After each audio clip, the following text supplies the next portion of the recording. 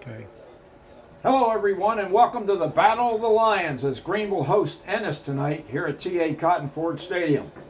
I'm Bob Muty and seated next to me once again is a former radio voice of the Lions, David Gish. Rebecca has the night off, so Kami Williams is handling the videography of tonight's game, which we are live streaming for your viewing pleasure. Ennis comes into town ranked 6th in this Class 5A Division II state rankings and are the defending district champions. Coach Sam Harrell once again has a loaded roster of talented players led by quarterback Jackson Gilkey has thrown for 575 yards and 7 touchdowns in the first 3 games of the season. And David, they can run the ball pretty well too. That's what I understand. They featured 3 backs. Number 1, Davion Beasley. Number 2, D. Johnson. And number 17, T.T. Cox. And they are the ones that get to have the pleasure of running through some big holes cleared out by the offensive line of Ennis. And you and I were talking a little bit a few minutes ago, and they have got some size, Bob. Yeah, their offensive line averages 262 and the front. There are 10 players that weigh 260 or more. So a formidable task tonight for the Greenville Lions to stop this juggernaut that's known as the Ennis Lions. Well, speaking of running, how about Otagus Johnson's performance last Friday night?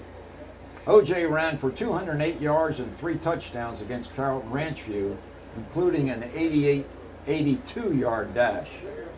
Micah Simpson added a 92-yard run on his first play from scrimmage as a quarterback as the Lions put up a season-high 430 rushing yards. David, it sounds like maybe we're going to be in for a track meet tonight. It sounds like it. You know, we have a pretty good offensive line too. They have really improved from the first scrimmage I saw them till last week. They're working together, working in unison, and they have a lot of pride in what they do. I think both running games are going to be crucial to who wins this football game. Well, you should know about track meets. You've probably been to a few of them, haven't you? 1 or 2, yeah, over the years, and it's hard to coach speed. Either you have it or you don't. How many years were you the head track coach here in Greenville? 5 years at the high school. I coached 4 years at the middle school and 5 years at the high school. So I coached 9 years total, and then I got into administration. You had Henry Neal for all those years? Pretty much, yeah. I actually had him when he was in the 7th grade, and saw something special and was able to move up. And he and his class were able to move up with me, and we just had some special times. And Henry's son Cameron is on the varsity this year and actually had a touchdown last week on a nice run.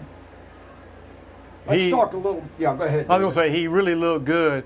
I saw Henry after the game, and he wanted to know what I thought. I said, well, he's fast. He's not as fast as you are, because that pumped his head up, you know. But I told him Cameron reminded me of Preston Pearson, the old Dallas Cowboy. Right. Third down specialist, how he kind of would glide in and out. But he looked pretty good to me, and Cameron's only a junior, so we get to watch him this year and again next year. But we had some talented running backs also. Oh my, yes, for sure. Let's talk a little bit about this year's Lions roster as they enter District 8-5A Division II play. A mostly senior-laden club led by 2 outstanding running backs, the aforementioned Otagus Johnson and Hugh Junebug Pitts, and quarterback Joe Golly. David, this team really needs to get going tonight. They had a big win last week against Carrollton Ranchview, but the story might be a little different tonight. It's going to be a little more difficult than 59-0, but this is the first district game. Everybody's excited. It's kind of a clean slate, and you know, if we are going to accomplish what we say we set out to do this year, and that is to be a serious contender and not only make the playoffs, which we've done the last 2 years, but go into the playoffs deeper than that. We're going to have to play well tonight. Now, you know, if we lose, we're not out of it by any means. We have Roy City next week, and then we have a whole myriad of teams in the district behind them, in which we are capable of winning every single one of those games. But it starts tonight, and we had to play well tonight to establish ourselves in the district, let everybody know that we're for real, and just time to get after somebody. We're almost halfway through the season, so it's either time to play football or go home and get ready for basketball season. No, I don't think Coach Duke's ready for that. So again, the head coach for the Lions is Darren Duke, and he's been here. He was an assistant to Marvin Sedbury during Sedbury's heyday. And his offensive coordinator is Brett Alexander, and Brett's been with Darren for several years now. And the defensive coordinator is Danny Cobbin, and Danny's been with Darren for a couple of years as well. And these guys are trying to put together a team that can compete both offensively and defensively. And we're going to find out tonight exactly how they stand up against a really good Ennis team. Ennis has had 3 victories. They've defeated Keller Fossil Ridge.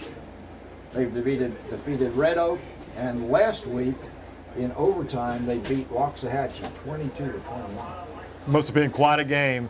And Waxahachie is a perennial powerhouse in the North Texas area. They've been good for a long time themselves. So that tells me that they're ready to play football. Yeah, David Claiborne was telling us as he came in that Waxahachie was formerly coached by John Kitna, who was a backup quarterback for the Cowboys for a couple of seasons. How about the guys that work up front for Greenville? Offensively or defensively? Offensively. The guys that protect Golly and open up those holes for Pitts and Johnson. Offensive linemen, there's an old saying that they never get their name called unless they hold. But those guys work so hard. They're the heart of the team on the offensive line. They really are. They're the ones that, as you just said, make the holes for the running backs to get through. Our guys don't need much of a hole. They just need more of a crease. And if they can do that consistently, OJ and Hugh, Pitts, Junebug, as we all call him, can do some damage against Ennis. Ennis had some fast kids, but we got some fast kids too. No question. And you cannot teach speed. But really getting back to the offensive line, I like to call the guys the road graders. I mentioned a little bit about that last week. But their job is to get that ball down the field. They love to come off and just hit people in the, should say it like this, but hit people in the mouth. Punch them in the mouth. Yeah. They don't want to get called doing that, but they want to assert their skill, their toughness, their demeanor, and they set the tone for the whole football team. They really do, and it's important to have those guys that are good athletes, smart, think quick, make adjustments, but just have a little bit of nasty in them. Yeah, let's name those guys. At left tackle will be Andrew Ibarra. Left guard is Luis Venegas. Emiliano Portillo is the center. James Robles will be at right guard. And Travis Bowers will be the right tackle. On defense, they're led by defensive tackle Dyshawn Grigsby, an all-district performer in both of his first 2 years, starting as a sophomore. He's alongside Jalen Champion. And those two guys can really clog up the middle, David. Yes, they can. Those two guys, they are a physical presence in that football game. They go about 250, 260 themselves. And both of them have very good lateral movement. They do a good job playing technique. And as you said, they read their keys and they make a lot of plays. And I think they could give the Ennis offensive line, they could give them some trouble tonight. And defensively from the linebacker spot, Mr. Ortega. Man, he had a great game. He had a great game last week. I'll tell you what, David Ortega can cause Jackson Gilkey some problems tonight if they get him in a blitzing format. But it'll be interesting to watch this game tonight. So we've got about, according to the scoreboard clock, 7 minutes to the start of tonight's game. The Ennis Lions, 5-time state champions, are getting ready to come through their run-through. And the students from Travis and the 6th grade center are lined up as a gauntlet welcoming the Greenville team through their run-through, and they're still in the field house as of right now. So Ennis is about ready. Looks like they've got an American flag at the front of their line with all the cheerleaders. and their cheer group ready to provide the gauntlet. Bob, I'll tell you a story about Ennis and Greenville several years ago. This is back in Sudbury days, about 96, 97, when we were starting to get pretty good. We played Ennis the first round. Ennis was ranked number 4 at the time, first round of the playoffs. We played them in, where was it? It was a neutral site. But they came out like they're doing now, and of course they were pretty confident about their chances to move on to the next round. And we played on a grass field, and I remember they had an Ennis high school flag. It had a spike on it, kind of like Baker Mayfield did last year. Yep. Well, they did that 15, 16 years ago, stuck it in there. And I remember looking at our kids, and they were Curtis Branshaw and all that group, and they just kind of shook their head and said, okay, we got you. Well, by the time that game was over with, we had won by 10 points. It was like 31 to 20 or something like that. And one of our kids went and took that flag and gave it back to him. And they quickly got back on our side. But anyway, we beat them, and we shocked the football world that night. But it was a great evening in Greenville football history. Well, fortunately, they didn't have a flag with a stake on it to plant into our turf field tonight. Oh, I think and here come the Lions, David. They had not only a run through, but they had a paper run through as well tonight. So they're on the field. The fans in the home stands are on their feet, welcoming the Lions. And now here come the students from Travis 6th Grade Center, and boy, they're enthusiastic. Yeah. Oh yeah, those little guys. It's fun for them. They're running hard as they can. You know, we talked a little bit about this last week, but it's a big deal for little kids that age to get on that field with the Greenville Lions. Man, I remember when I was young, I wanted to be a Greenville Lion so bad. You know, we just thought that was mythical, that you're a Greenville Lion and you play football for Greenville High School.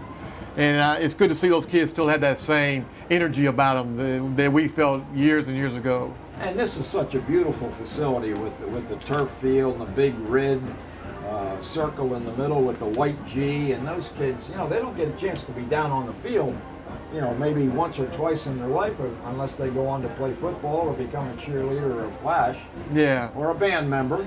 Well, this stadium is really something to be proud of. You know, it's what, almost 20 years old now. I think 2003 was the first season we actually played a ball game on it. So it's 18, 19 years old, but it still looks good. It's been well taken care of. I appreciate our school board years past, and invest the money in it to keep it nice as it is. Absolutely.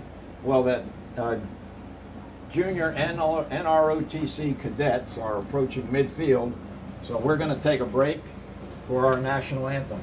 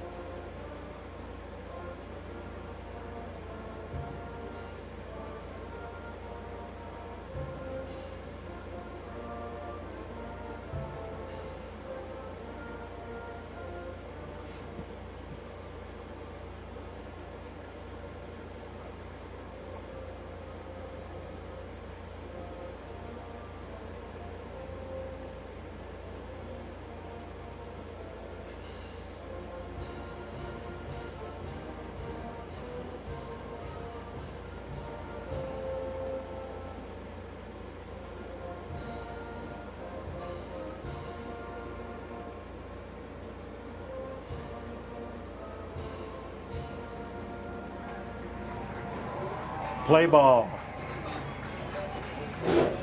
Play ball. Okay, so that's the Greenville High School Band under the direction of Richard Burt. I wonder if the ROTC cadets are doing the push-ups again this year, David. I didn't see them last week. It's a good thing. 59 points. That would have been a lot of push-ups. They would have been wore out by the time they got home last time. Yeah, that would have been fun to see that, but everybody just loves, Friday night football in Texas. There's just nothing like it. You've got to go experience it for yourself, and it makes it more meaningful when you have somebody on the field that you root for, or is somebody you know, or your children know, or your children are out there, or however you're associated with the high school. Coming out to see a football game is really a rite of passage. I think it really takes in our Southern DNA, I guess. Absolutely. And the lights are on here, so we do have Friday night lights here in Greenville. We have Friday night lights. Okay, the captains for Greenville tonight are Luis Venegas, number 63. Number 54 is Jalen Maps. Number 55 is Caleb Leha. And number 33, Carmelo Brown. Pretty much a defensive captaincy tonight, David. All those guys are on the defensive side of the ball. Well, like I said, they played so well last week. I'm sure Coach Duke is rewarding them with the captaincy tonight. Yeah, pitching the shutout's pretty good. It's not bad, and all those young men played very well last week. For Ennis, one of the key captains out there, of course, is quarterback Jackson Go. He'll wear number 12, Gilkey. Other captains are number 4, Jace Berry, who's a receiver, and number 7, T.J. Johnson. Did you happen to see what the coin toss revealed, David? I did not, Bob. Okay. I think my ADD got a hold of me. Greenville looks like they're going to be doing the kicking, so I assume that they won the toss and probably deferred to the second half. So Archer O'Neill, the kicker for Greenville, will tee it up at his own 40-yard line, kicking from the south toward the north end zone. So we're about ready to get underway. Battle of the Cats. Greenville's Lions versus Ennis Lions.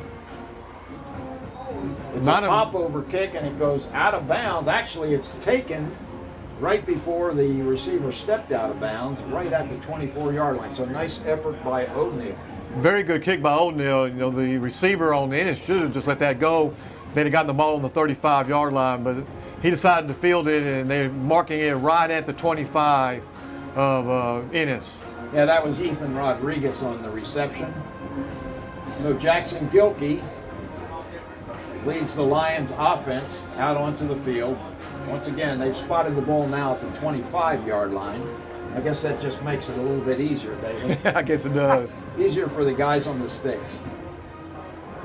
In motion, Gilkey takes it. He's rolling left, looking downfield. He has his motion man up for about an 8-yard pickup. Yeah, just a little flood out in the left seam.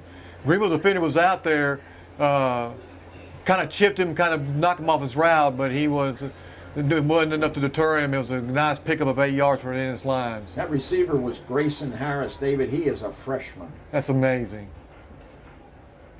Gilkey now looks to left, finds Harris once again. Oh, actually, it's a different receiver this time, but it is a first down. First down, about a 12-yard, we just call it the old hook, 12-yard hook, delivered right on time when his back step hit his third step, and he let it rip and hit the Ennis receiver right in the hands. Well, Gilkey's a big guy. He's 6'2", weighs 195 pounds, and he's got a good arm also. Yeah, biggest quarterback we've seen so far this season. Longhorn formation for the Lions, 2 receivers either side. Fakes a handoff to Cox.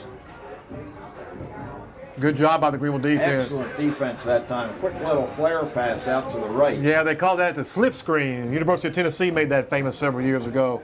Greenville plays it very well. Two men out there covering it, and no gain. So good job for the Greenville defense. Skyland Simmons gets credit for a reception, but no yardage gain. So it'll be 2nd and 10. Ball spotted at the 45-yard line. 10:41 remaining here in the first quarter. In motion goes the H-back. Gilkey looks right.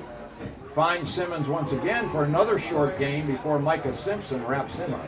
Man, Micah Simpson is like a heat-seeking missile. I mean, when that quarterback is throwing that ball, he is getting out of his back pedal, and he's coming forward to hit somebody. And nice job, 4-yard pickup, a 3rd and 6. Bob, if we can get off this field in this play, that's quite an accomplishment for the Lions. Oh, that would be early. a big win for the defense, no question. The Lions are without Kadarian Johnson, their other starting cornerback tonight, so David Waller is filling in over on the far side of the field. Once again, some motion man. Gilkey with the box behind him. Finds him to the right side.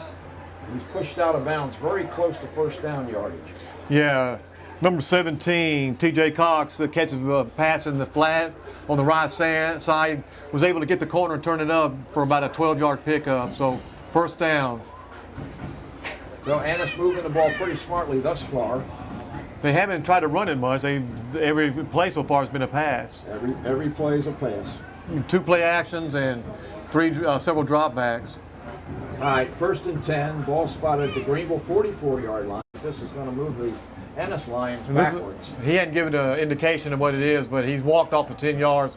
So we reasonably believe it's a holding call, which that helps a lot. Now he got 2nd and about 19. Yeah. So 2 plays to get off the field. Okay, Lions defense benefits from a holding call against somebody on the offensive front, probably, because there was a lot of room going around that left tackle. They are power to the left this time. Might have been the offensive again.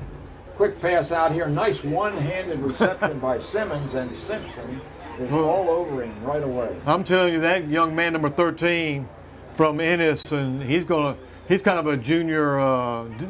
What's his name? Deion Sanders. He is quick, and he comes out of his break, and he is on those receivers before they know what's going on. Yeah, and they spotted that ball after maybe just a gain of 1 yard. I thought he was a little bit further downfield, but Simpson drove him back, and he must have been still trying to get upfield, so they marked it where they did. Big third down play. Gilkey under pressure, rolling right, looking downfield. Nice reception there at the 42-yard line to Greenville. But it's not near enough for a first down. It's going to leave him 4th and about 8. So, but I don't see a punter coming on, so maybe they feel they can make this. That was Marion McGowan on the reception. Good pressure by that time by the Greenville Lions. Had the quarterback on the run. Didn't make a good throw, but okay. Yeah, the D-line definitely got all over Gilkey that time and forced that throw. As David said, 4th and 8. Now it looks like maybe a stoppage of play. Timeout Greenville. Timeout Greenville. That's well, you would think, Bob, they were going to punt here, 4th and 8, but they're lined up offensively in their regular formation. So, they're going to try to fake something, do a quick kick, or I don't know. But they're just flat going to go for it. They just think. Well, Coach Cobbins obviously was concerned about what they might have up their sleeve. Well, like I said, we've had almost 5 minutes to go in the game, and they've completed some short, quick passes on us, but they haven't been able to run on us yet. Our defensive line is doing what they need to be doing. So it looks like they decided they're going to attack us in the air. On the defensive line right now, Dyshawn Grigsby is not in the game. They got Carmelo Brown and Justin Fisher in the down position. Greg Just and Jalen Maps are the defensive ends, and Ennis is out now. 4th and 8. Gilkey is the punter, so you can look for that. Gilkey fakes the run.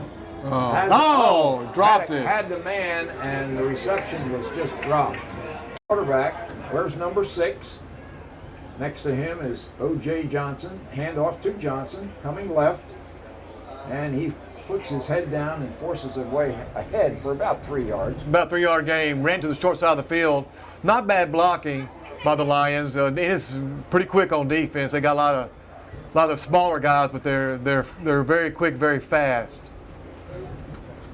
But I'll take my chances with if OJ breaks into the secondary, he's going to win that race. 2nd and 3. In motion is Simpson. A little mix-up in the backfield. Johnson and Simpson ran into one another, so that's a broken play that results in probably a loss of yardage. Yeah, that's unfortunate. They were running some of their crossing action in the backfield, misdirection, and they just ran into each other and just killed the play. So it looks like we got about a 3rd and 8 this, Bob. Now 3rd and long for the Lions. At the Lions 44-yard line.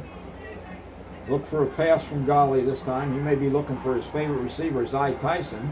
He finds Simpson instead, and Simpson is tossed out of bounds short of the line to gain. Yeah, nice throw, but just wasn't deep enough route. Pick up about 3 yards, leaves it at 4th and 6. So the Greenville punting unit is coming out. Andrew Ibarra, the left tackle, handles the punting duties for the Lions. The deep snapper is Hunter Waters. Yeah, I'd like to see him get that first down. That's always the hardest one to get. Ibarra's got a really strong leg, David. Yeah, we need a good punt right here, pin him deep. Good snap. And Oh, it is nice a very punt. good kick. Ball's going to bound. It bounces straight up in the air. Oh, let it roll. Yeah, okay. Didn't get the roll that he was hoping for, but it is down inside the 15-yard line. So with 6:02 remaining, Ennis is going to take over for their second offensive series. Well, Bob, we played about half of the first quarter, and so far, Greenville looks pretty good, especially defensively. They're doing a good job at covering their assignments and making very good tackles. You know, last week and this week, the tackling is very crisp. I see a Right now. couple of early penalties against the Ennis Lions have helped the field position situation. for Moves the it back to Greenville the Lions. so 1st and 10 on the 6-yard line. Boy, Bob, it'd be nice to get safety or something here right now. You love a turnover or a safety in this kind of a situation. Oh yes. All right, Jackson Gilkey, the junior quarterback's got Cox next to him.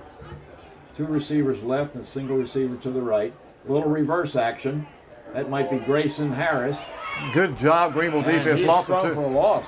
Boy, I tell you what, that time the Greenville defense would not cave in to what the Ennis Lions wanted to do. Try a little inside reverse. Not a good idea. Lost about 2 yards. 2nd and 12 now. Still got the ball, and he's forced out of bounds at about the 10-yard line. So a punting formation again for Ennis, or actually for the first time. Great pursuit by the Greenville Lions. Greenville again with a timeout. Boy, yeah. Something